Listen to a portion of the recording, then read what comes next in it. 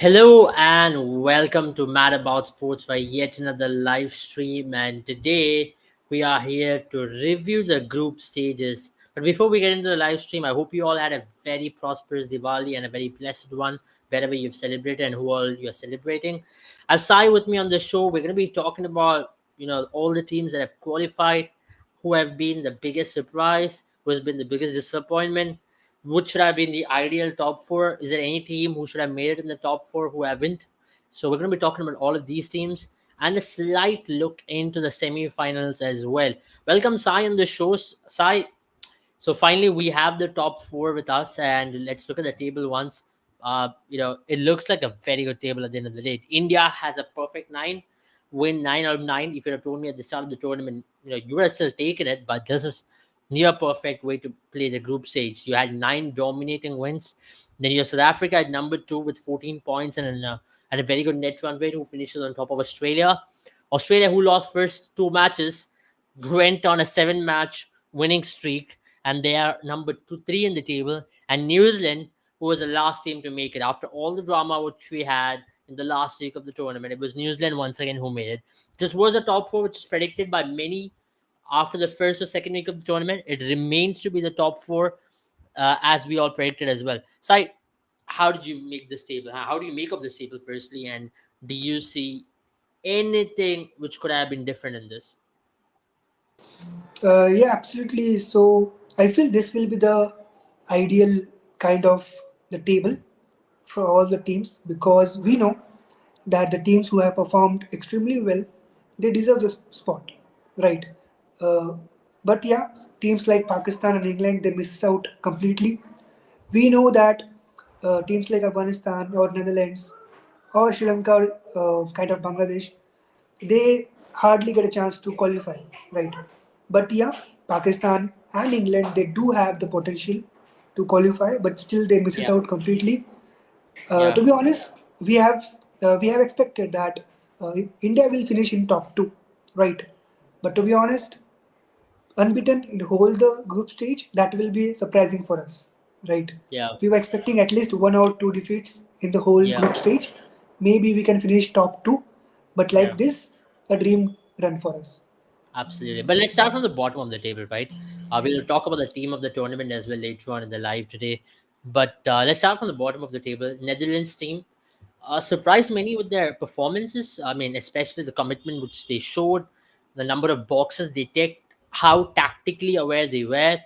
They came in with a plan almost for every opposition. I mean, let's be very honest about it. Their planning was 100%. The preparation was 100%. Maybe at times when execution doesn't really come in its way, and when it comes to skill level, when they took on the big boys, they fell short. But they impressed a lot with whatever they could. I mean, one of the biggest facets of their game was fielding, which they ticked. I mean, they've been one of the best fielding sides in this tournament.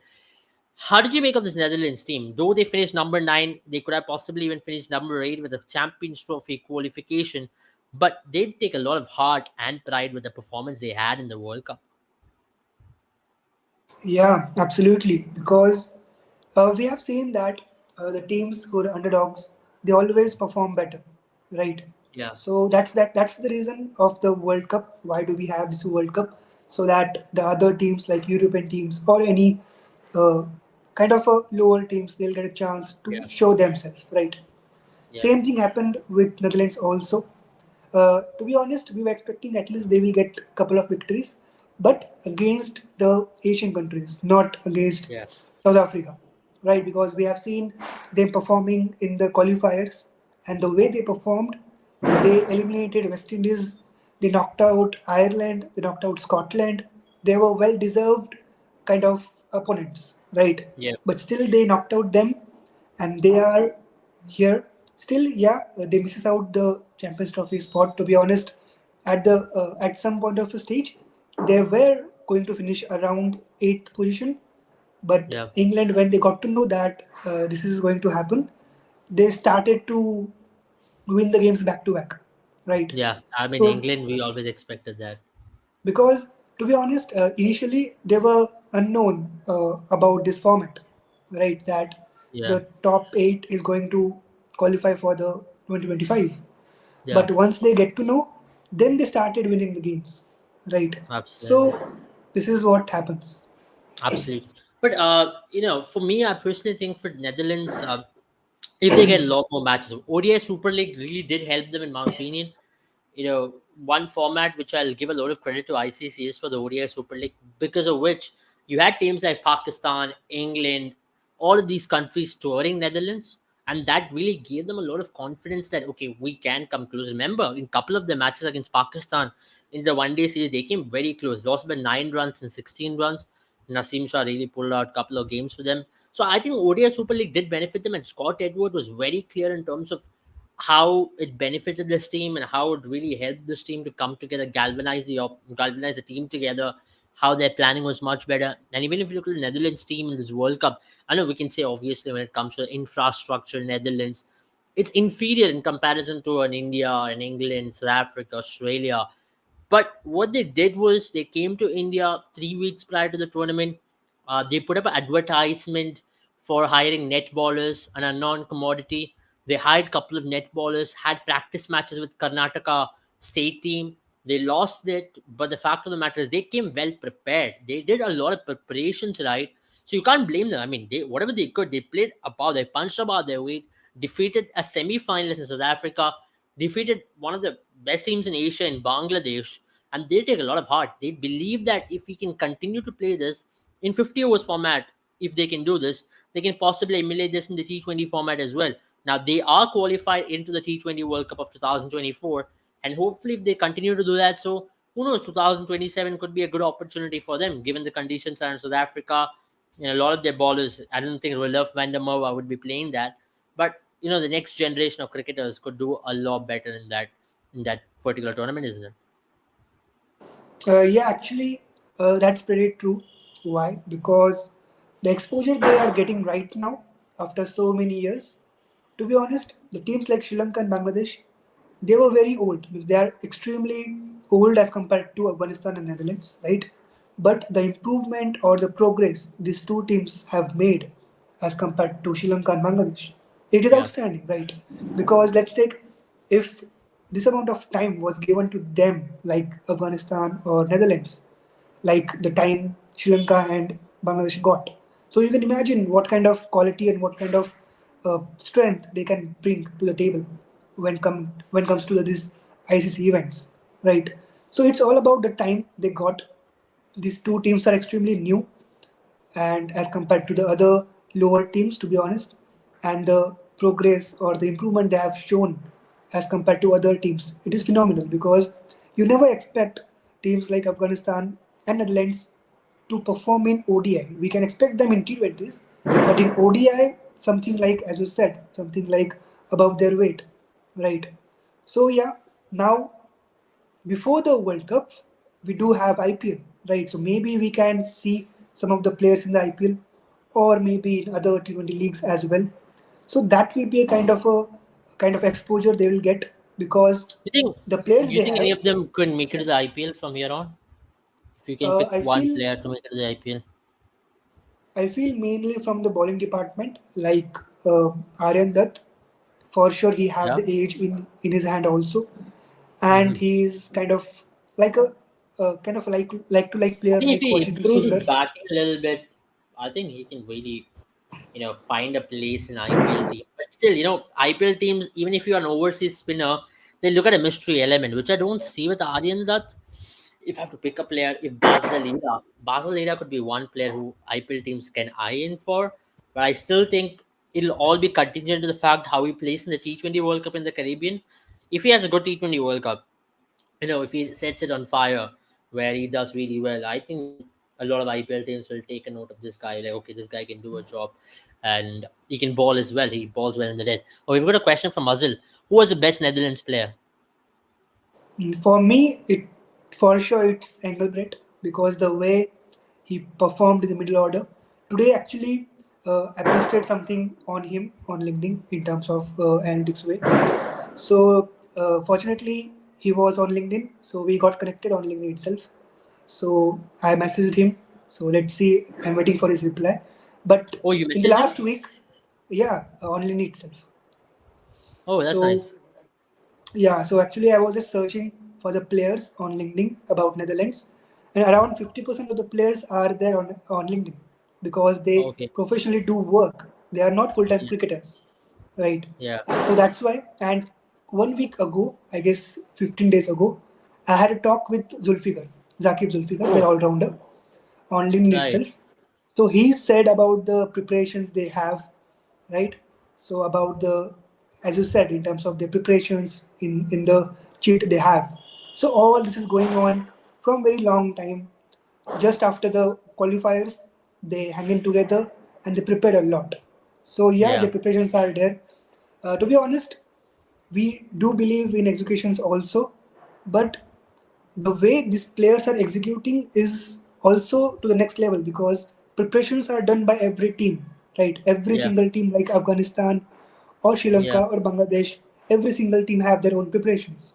But execution, they are not able to perform it. They are not able Yeah. to execute that in that manner. Absolutely. So that's why Netherlands Absolutely. are kind of a differentiator. Absolutely. That's true.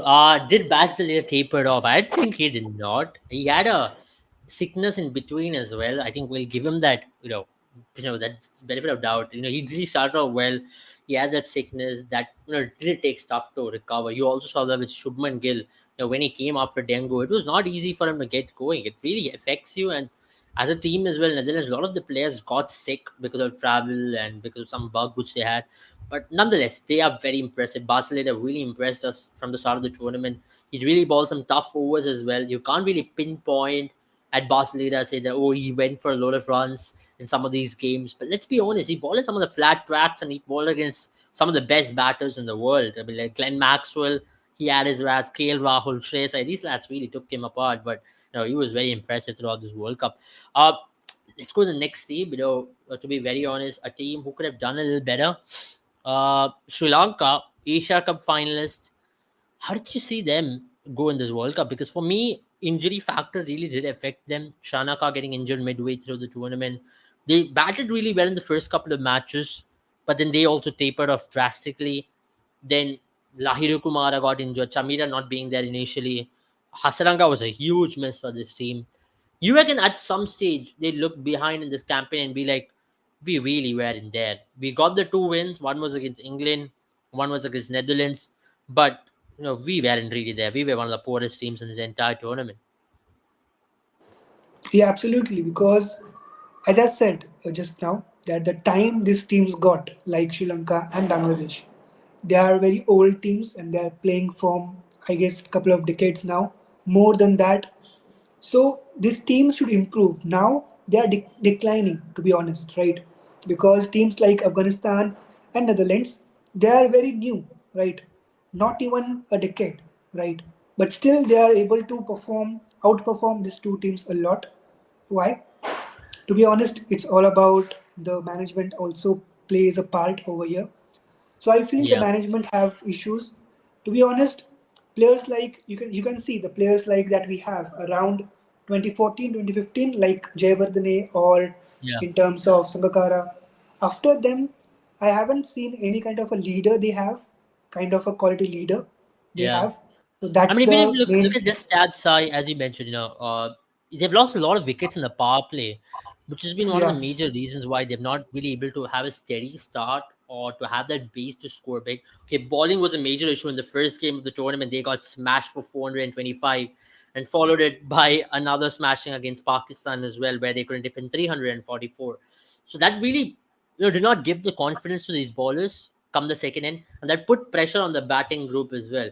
Again, somewhere that was one of the reasons which the bowling was not really responding well. That put a lot of pressure to the batters to play at a different rate. And likes of Kushal Pereira, who's not really a consistent player, alongside it, Pathum Nisanga did not really come good. Kushal Mendes, once he got captaincy, that really put a lot of burden on him. And some of the games they really did tumble up very quickly. India or New Zealand game are prime examples where they lost cluster of wickets. Yeah, absolutely. So on the screen you can see this is the figures in terms of the wickets they lost in the power plays, and you can see the most amount of wickets lost are from Sri Lanka, which is 20. And if you look closely, the average in terms of averagely, the teams are conceding around 13 wickets, in the power play, and Sri Lanka is above than that. They are conceding around 6 to 7 wickets extra as compared to other teams are conceding. Now, on the other hand, you can see surprisingly we have Afghanistan at the top position, along with India and New Zealand. They hardly they hardly give a wicket in a game. Like they have 9 wickets in 9 games. That means hardly 1 wicket in a power play. So this is what they have, and this is what they are improving a lot because of the batting stuff. Because to be honest, no one have that kind of confidence, that kind of faith in Afghanistan's batting lineup that even though you have 250 or 260, you can chase it down. But right now, they turned it out. Even though you Yeah, have 280, 300 plus, even though we can say that, yeah, they can chase it. But not with the yeah, Sri Lanka right now because of the power play figures they have. right. I mean, that's been their biggest downfall as well. I mean, if you look at Sri Lanka, I think now a lot of issues are going on. They got suspended as well. I mean, the cricket board is suspended at the end of the World Cup. Now, it's a worse thing. You saw a timed out dismissal. You saw things not really going their way. And now, what's worse? The cricket board being suspended by ICC for political interference. We saw it with South Africa as well for a brief period. I mean, this is the worst time for Sri Lankan cricket. And only one way up from here is, hopefully their board comes together, sets up a plan as to how they can really do well. And one of the biggest issues with Sri Lankan team also has been their their lack of technique to play moving ball. You saw that in Sri Lanka in the Asia Cup final. You saw it in India as well. When the ball starts moving, this team is nowhere there. And that's been their biggest issue throughout this World Cup. Or even if you look at their last 1 year, wherever they played, when the ball starts moving even slight bit, their batters fend at those balls outside the off stump and get caught, behind the wicket, which is not a good way, to be honest. I think they'll have to work better for this because they've got some really good talented young lads over there. Let's talk about Sadira Samara Vikrama or Kushal Mendes. Avishka is there outside. These guys can really come together and put up a better performance. I'm really hoping that. And firstly, I hope they come back out of the suspension and get that mess sorted, which is very chaotic at this point. And that's been Sri Lankan cricket. I mean, let's talk about another team, which is Bangladesh. A very similar situation prior to the World Cup, like what Sri Lanka had. A lot of things not going right. Tamim Iqbal, and if you talk about Tamim Iqbal, Shakib Al Hasan fiasco, which did not really end well. And then you had a team which came to Indian shores. They won the first game against Afghanistan, which Afghanistan still regrets. If Afghanistan could have defeated Bangladesh there, this could have been a different tournament for them. How do you see the Bangladesh team, to be honest? I mean, 2 wins once again. Uh, Played some very ordinary cricket. One against Bangladesh, one against Afghanistan there, and they could have been much better in terms of how they could have gone about it. But Bangladesh was extremely poor as well throughout that campaign. I mean, last match they did bat well, but their bowling was once again very below par. A lot of their batters fell early on. If you look at that other stat which we're looking at, if you look at Bangladesh is second on that list for the most number of wickets lost in the power play as well. You reckon for them as well, this could have been a tournament where they could have possibly overachieved? I mean, last three ICC tournaments, 2017 Champions Trophies, where they really played well, came to semi-finals. But other than that, they've been very off in terms of how they've gone about it. And this World Cup really showed how, as a team, they're long way away. At home, they're very strong, but on good decks of cricket, they're nowhere there in competition. Yeah, I mean, uh, that's the same thing that happens with Bangladesh all the time from last couple of tournaments, ICC tournaments, because you know that they do have only a couple of players like the Mushfiqur Rahim or Shakib or top the order Litan Das or Shanto, the new player. So they have only 4 or 5 players who have been performing for a very long time, and we know that it is very difficult to sustain that for a very long time as well. So that's why they need to look for the replacements of these players. And we know if you replace these players, then you don't have any players to lead the team. The same thing happening with Sri Lanka as well because they don't have a quality leader. And now, to be honest, we were discussing that Shakib is one of our role models, right? But now, due to that incident and due to his kind of behavior in the cricket, no one will look him as a leader or as an idol, right? So yeah, But what do you fans think also is have. the contingency plan for them now? Who do you think can possibly take the mantle from here on? Like you have Shakib, who was possibly the leader for them for the long time. You led them multiple tournaments, but now who's the next leader? Now they're looking at Shanto, but he does not leader as well. He doesn't really get that respect, or that he's not a commanding figure like a Mashrafe Murtaza was. Do you think Mehdi Hassan or someone of that, or Litan Das, for example, is not a bad option for them? Yeah, I feel the player who is in form, I feel that should be the captain because the form he have or the kind of a form he have, he can contribute or he can transform the form into a captaincy also. For that, I feel Mehndi is a player who is informed player with the bat, with the ball. He can play in the top order as well. He can play in the middle order as well. So Mehndi is a player I feel currently he's having a dream kind of a year, the whole year. So Yeah. informed player should be the player. Litten Das was a good option, but don't know why he's underperforming a lot because we expect him to provide that quick start like Rohit is giving us, or any other top order like Decock is giving Africa. Any other top order players, they have that amount of quick fire they give. Even Nisanka is giving that kind of a quick fire for Sri Lanka. So I expect, or we all expect, Litan Das to do that the same thing, but he's not able Yeah. to do it. So I don't feel he should be the captain. Absolutely. Okay, we got a lot of comments coming in. I think Shanaka could have done the job, is what Rochelle says. Believe Rochelle is from Sri Lanka. Not having Hatsanga hurt us. Yeah, it did. And hopefully we come back like 1996. Hopefully they do. We got another comment say we'll never forgive the Banglas. They're not welcome to Australia or Sri Lanka. So, yeah, obviously it was one of those things, a timed out decision really lost them a lot of respect. The and Sri Lanka and Bangladesh, the Nagin Derby, as you call it, have a new feather in it to have possibly all the dramas to have. The Nagin Derby never disappointed, though it was the most inconsequential game of that tournament. It just sparked something out of it. That's Nagin Derby at its absolute best. And sorry, but this is one of the best. Bangladesh Sri Lanka has become an epic rivalry. Ashes is nothing in front of these two. Now when these two teams play, but having said that, let's go to the next team. I mean, we've covered 20 minutes into the show. We've just covered two teams, three teams rather. Let's talk about the team who every one of us had in the semi-final at the start of the tournament, England. I mean, though they started winning games very late in the tournament, but what a disappointing campaign it has been. And all of a sudden, after that World Cup, they've had a complete overhaul in their ODI and T20 squad to the Tour of Caribbean as well. How did you make of this tournament? What do you really think went wrong for this English national team? You're on mute. You're on mute, Sai. Yeah. So for this team, if you can show the visual again, the whole story you can see on that visual itself about the batting. I feel that in terms of the batting, you can see again on the third last position, England considered 16 wickets in the power play, and it's all because of Bairstow, right? We know that Malan have performed a bit well, not as per the expectations, but still a bit well as compared to any other England batter. If you remain with Ben Stokes and Malan, if you remove these two players, then apart from these two players, I don't feel any of the England batter has performed even average of other players, right?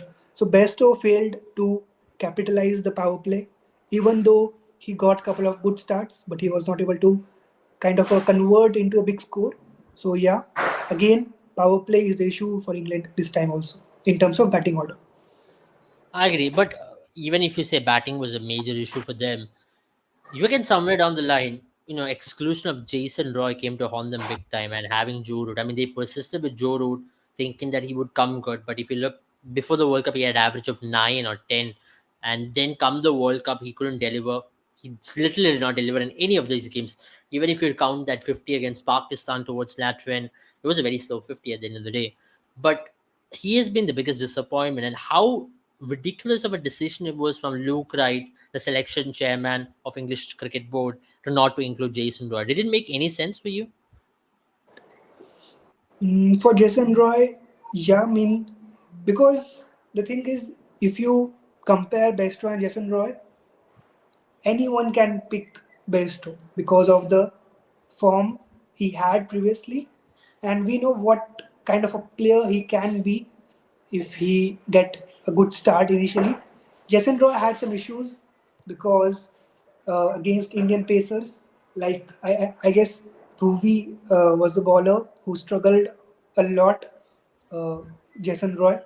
So maybe that was the issue that Jason Roy against India don't have better figures in India. So maybe that is the issue against Jason Roy. And to be honest, it was a good call uh, to go with Besto, but he wasn't able to deliver that. So that's the second part. But initially, to be honest, the lineup I said they had the best what they had right in the squad of England. They bought Stokes from the retirement. So what can they else do? Yeah, I agree. I agree with that. I mean, Ben Stokes, I still thought was one of the best players even after all that injury. And I think it's important to invest in Harry Brook as well for a long time vision. Very interested to see how Will Jacks goes about it in the future. He's a very interesting player. Phil Salt as well. I mean, if England will have to look at a complete revamp, I think they've started it like what we saw after 2015 debacle. They had a complete revamp in the squad. You saw new players being inducted. You had a captain, which was Owen Morgan, even there. Now you have a captain, even which is Josh Butler. I think they will be looking at a better vision, and you think that's the right way to go ahead. Now looking at a complete revamp, 9 players have been excluded for the white ball series for the Caribbean tour, and Rihan Ahmed has made a way in. Very impressive player, got a five for in the Pakistan Test match as well. Had a very good, impressive under 19 World Cup last year. How do you see this team now from here on? To be honest, right now, this is the last couple of days of ODI cricket. To be honest, after that, all the teams will focus on T20 cricket due to multiple leagues going on, due to IPL and the next year's T20 World Cup. So I don't feel nothing will changes will happen to the squad. Some part in terms of discussion will happen for sure, but I Yeah. don't feel any kind of drastic changes they will do ahead of the T20 World Cup. And hardly any team is playing ODIs here on after the World Cup. I feel Yeah, so. I yeah, don't feel that they don't worry about it a lot because they don't have much ODI cricket after yeah. the World That's Cup. true. That's true. I mean, even last World Cup cycle from 2019 2023, England played 42 odd matches in comparison to 2015 2019. They had 80 odd matches. And once again, I think ODI cricket is going to be very minimal. I mean, you can talk about the Champions Trophy in between. You have 2024 T20 World Cup, 2026 T20 World Cup, which is two T20 World Cup once again in between a one day World Cup, which is going to put a lot of focus on T20 cricket once again. And then you have a Champions Trophy in between where people are just going to come and play. I mean, Champions Trophy is not the biggest of the trophies, but still people are just going to come and play that. But T20 World Cup is again going to be the focus. 2024 in West Indies in June, which is like few months away from now. You can say it's countable. It's just 6 7 months away. So to be very fair, the teams will start focusing on that because you have a 2 month IPL window, and after IPL, the next tournament is the T20 World Cup. So there is not a lot of time. You have just 3 months of preparation left, and teams will look to focus on that. T20 World Cup, as I rightly mentioned, and England team as well will be looking at a transition. Look at comments from Waleed says Pakistan 2025 का champions trophy जीतेगा, बाबर को time दीजिए।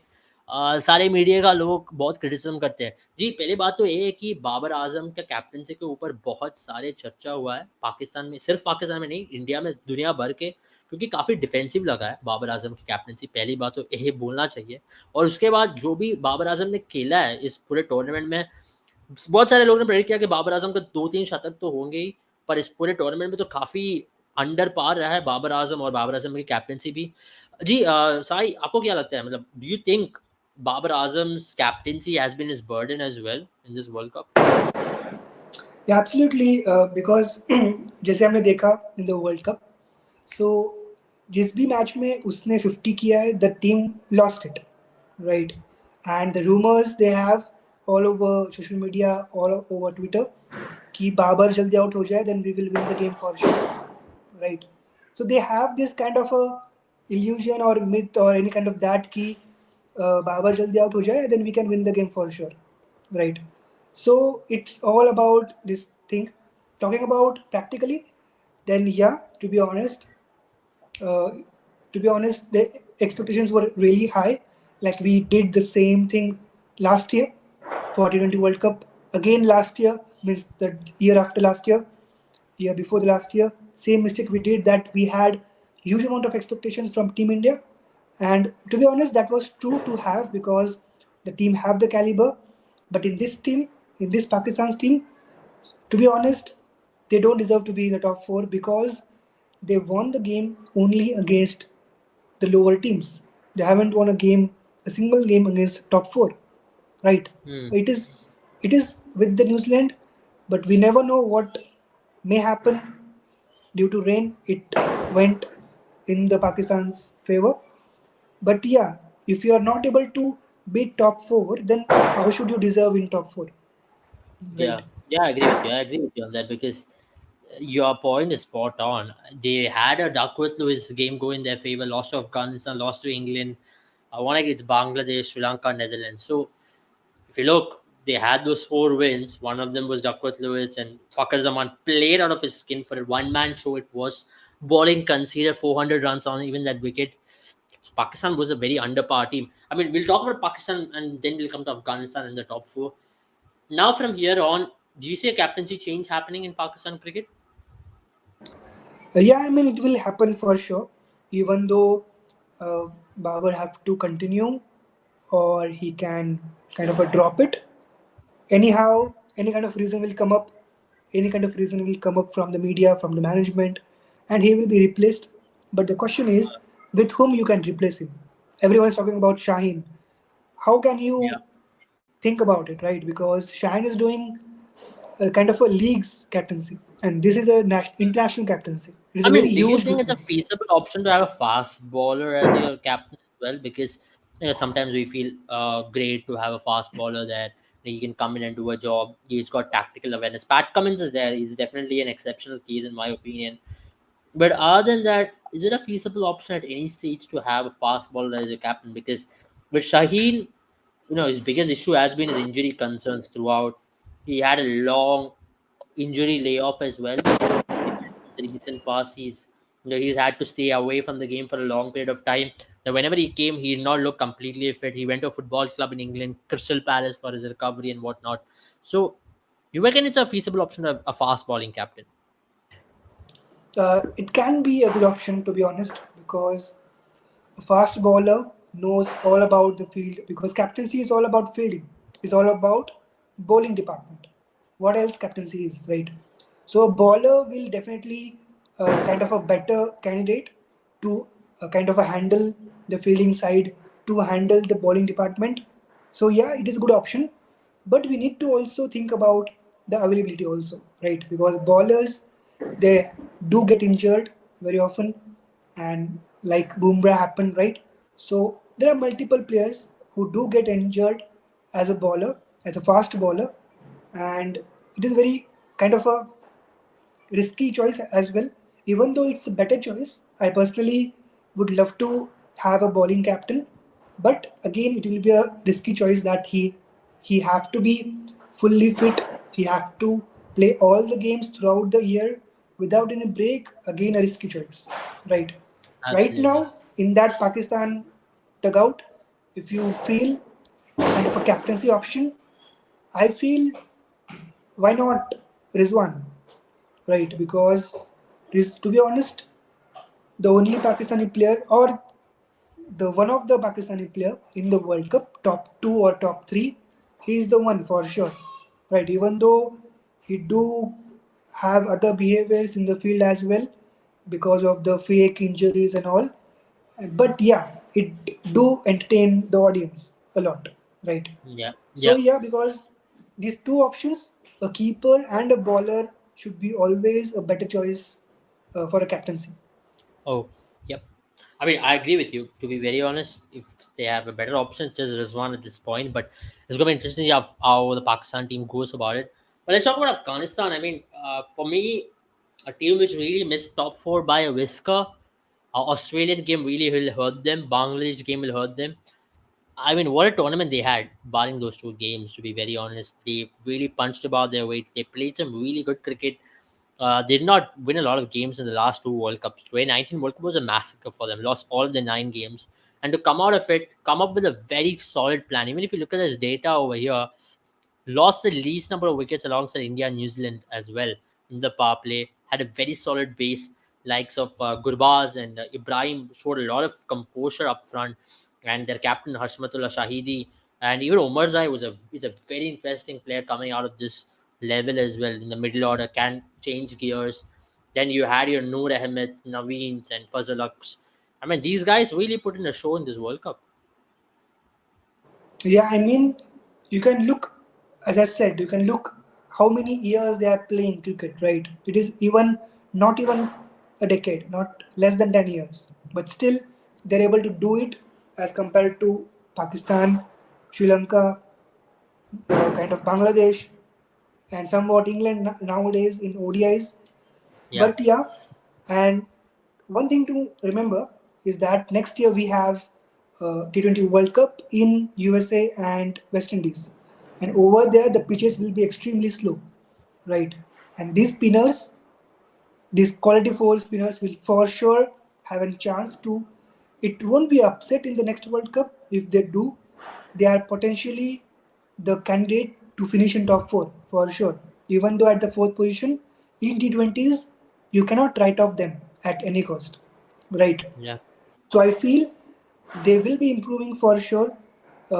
They have shown us what kind of batting they have. To be honest, earlier we were just focusing on their bowling attack, and especially in the bowling only on their spin department. No one was talking about their bowling attack, pacer attack as well, right? But due to Omar Zai, due to Naveen, due to Fazal, this kind of bowling attack you can see it is kind of ideal bowling attack they should have, right? And yeah, they can even manage with only one pacer, Naveen, right? How many teams yeah. you feel that they can manage with only one pacer? No True, team can manage with that, right? true. So they do have the caliber and the likes of Ajay Jadeja, and they do have great support staff. Yeah, Jonathan Trott they have, so for sure they will be improving a lot. And you can just imagine that if they qualify for the next World Cup, and you can imagine the amount of time they are playing and the amount of time Sri Lanka, Bangladesh, England are playing, then you can imagine the amount of progress they will made in the next year. I agree. I agree. I mean, it's going to be very interesting to see how they go about it. If at all, Afghanistan makes it to semi-finals as well, it shouldn't be a surprise. They're very close to success. And I'm also saying 2027 World Cup, do not write them off because in South Africa, if you've seen South Africa in the recent past, the pitches are turning in South Africa a lot more. If you've seen the SA20, if you've seen the one day series is there, the pitches hold up a lot more. And I think they'll be a lot more potent even there. And with the technically sound batters, they've got a very young core of batters and they really improve from here on. And Afghanistan will achieve a lot more as well. They got some really good crop of spinners waiting outside as well. Kais Ahmed, or I think his name is also Zulfikar Salman, if I'm not wrong, who played in the CPL recently for TNT. So I think he's also another very interesting prospect, another left arm wrist spinner. And Kais Ahmed, he's done really well in the Asian Games, and I think he's another player to watch out for. So I think Afghanistan has got spinners in depth, and if on a day they can play five spinners and still win a game, in my opinion, because they've got that ability to do that. So let's talk about the Yeah. top four now. I think we can I analyze actually, Sri. Yeah, one thing go to ahead. mention before we move ahead for Afghanistan, one thing that I've seen for Ikram, the keeper, because no one is talking about him a lot. Because if you have seen his keeping skills, it is kind of far more better than any keeper in the World Cup so far, right? Hmm. Because if you are keeping against top quality world spinners, right, then you can see what kind of keeping ability he have. With the Yeah, keeping ability itself, he get huge amount of fantasy points for the consumers, right? yeah, So just to mention about him, that he do have that ability in terms of a left-hander, great left-hander, and a yeah. great keeper. And you have seen that he especially impressed us a lot due to his keeping skills. Yeah, I agree. I agree. I mean, he was very impressive throughout the World Cup and took some blinders. I mean, I think that catch, I think it was, who was it? I think it was in the Australian game as well. Took a Yeah, very it was impressive catch. Stark. Yeah. very impressive catch. A couple of them recently, and I think even in the New Zealand game, there was a ball which he had ball to Daryl Mitchell, where the ball cut inside, and he got a beautiful catch there. I think he's been very impressive, and he's got a very impressive 50 as well in this World Cup. So I think he's got a long way to go. Was very impressive in the last year's T20 Under 19 World Cup as well. Played very well. Played some important knocks. I think Afghanistan did make it to the semi-finals, and they were very impressive there in the Under 19 World Cup with him being one of the main players. Let's talk about semi-finals now. I think semi-finals are very important to be spoken about because this is where we are in this tournament. How do you see the semi-final lineup? Firstly, New Zealand versus India. We'll talk about these two teams. How do you see the New Zealand team? I mean, a lot of people are having the tremors of 2019 World Cup to start off with, but New Zealand and India can be a very interesting match because of how things stand. I mean, let's not review it in deep because let's not talk about it in deep because we'll have a full on preview on that tomorrow and day after. But how do you see this game lineup? Yeah, I mean, to be honest, in the last 5 games, they have won only one game, right? The momentum they don't have that much, as India have unbeaten side throughout the tournament, and the same thing happened with them as well. Like Pakistan and New Zealand, Pakistan won all the games against lower teams. Same thing against New Zealand. The first 4 games they won were all against lower teams, except the first game against Yeah, England. Right? yeah, I When they agree. have to face against India, Australia, South Africa, they failed it. Right? Yeah, So same thing that they do have the issues to perform against the top quality side. In the last 5 games, they have only one game as a win in their account. So again, they are not having that much momentum. But yeah, now it's a knockout stage. Whatever you mm, have done in the group stage, it's all gone.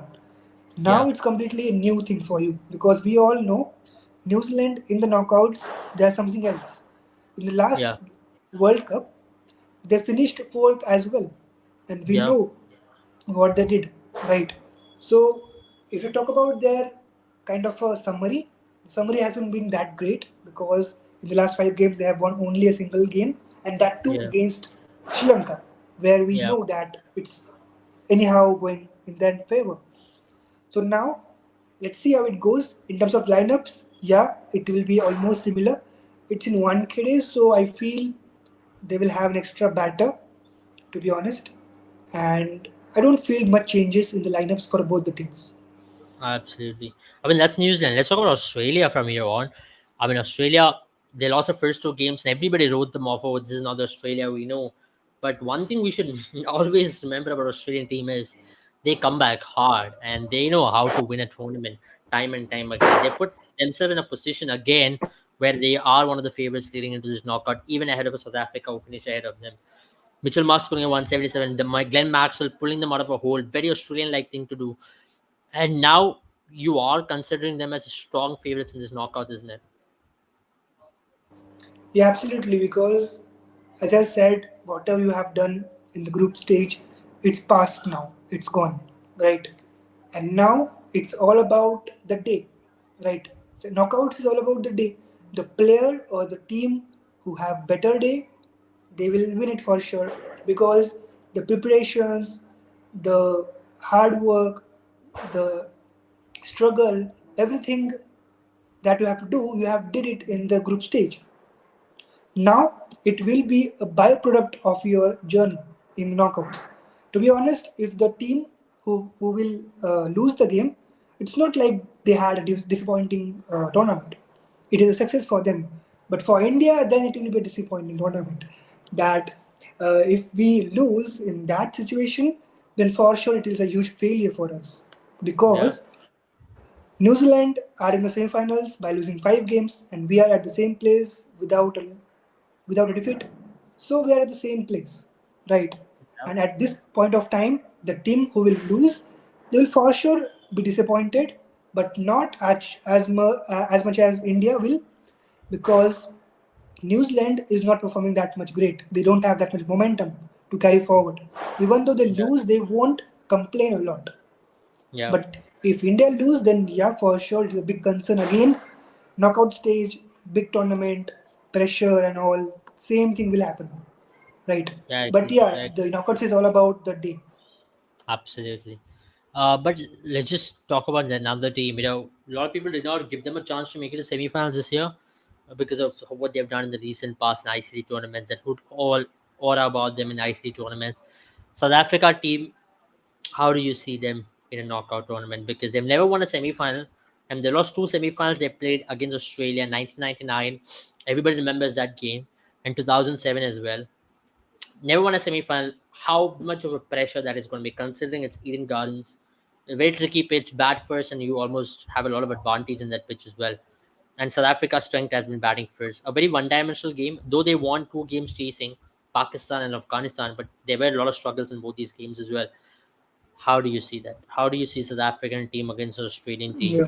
And do you really think that they have got it in them to make it to the final, first ever final which they'll ever make? Yeah, I mean they can do it. They can do it. But if it is chasing, then I don't think so. Because everyone knows now they are not a great chaser, right? As a team, they are not a great chaser. Even though they won a couple of games like chasing, but it was not convincing win. It was a struggle win. Same thing happened with Afghanistan also. At some point of stage, they got panic, even though it was in their hand fully. Comfortably, they can win it, but then they lost 5 wickets, right? So chasing, if it is chasing, then for sure Australia will take it. But yeah, if it is batting first, then we know they can do it because if they put a target, if they put a total on the board, if it is 400 plus, then 400 plus in knockout, even though it's Australia, even though it's India, it's very hard, next to impossible, to be honest. But If it 400 is in a more, knockout, do you see that? And considering the Eden Gardens pitch, I think 280, 290 would be suffice. It would be yeah, good I enough, mean that kind of pitch. 300 plus. Yeah, if it is 300 plus, then it is not going to be easy. Or even though you can say it is not going to be possible because knockout is different, knockout pressure is different. If South Africa bat first, and yeah, if they bat first, they can achieve 300. But Yeah, if Australia bat first, then they cannot achieve 300. That's yeah, also true, right? So the team who will bat first, for sure, they will have an advantage. Even though Australia put around 250, they can defend it, for sure. yeah. But South Africa cannot defend it, right? They need Mm, 300 on the board. If they have 300 on the board, then for sure they will win it. But that's the absolutely. task. Again, the same thing happened with England, Pakistan. At the toss, we got to know the result. Same thing in this semi-final. The toss will almost give you the result. If Africa is chasing, then it's going to be India, Australia. Oh, interesting. Interesting that you mentioned that. Finally, we already done with the preview of both the teams that we spoke about. India, New Zealand, how India have the momentum, New Zealand do not have the momentum. Australia, South Africa is a 50-50 contest in my opinion. Even Sai says the same. Because of the history, we tend to rate Australia higher, but I think it's on that given day ultimately. Semi-finals are always on a given day. It's a new team. Temba Bavuma is a good leader, and they want to look at it fresh. Bat first, back their strength, and possibly look for that first ever final, and then it's on that particular day. Thank you, Sai, for joining. I mean, that's about it. We covered almost everything in depth, and we'll be doing it tomorrow as well in terms of how we want to go about it. Uh, we're going to be talking about the semi-finals in depth as to the India New Zealand contest and South Africa Australia contest as well. Now we had a long chatter. So guys, do not forget to share this video and like this video as much as possible. We will be joining you tomorrow, and do not forget to remember to check out our courses in Mad About Sports. If you're an aspiring analyst, you will love the numbers. If you want to look into where the teams went wrong, if you want to call shots sitting in the dressing room as well. Thank you, Sai, and have a good time. And see you all very soon. Bye.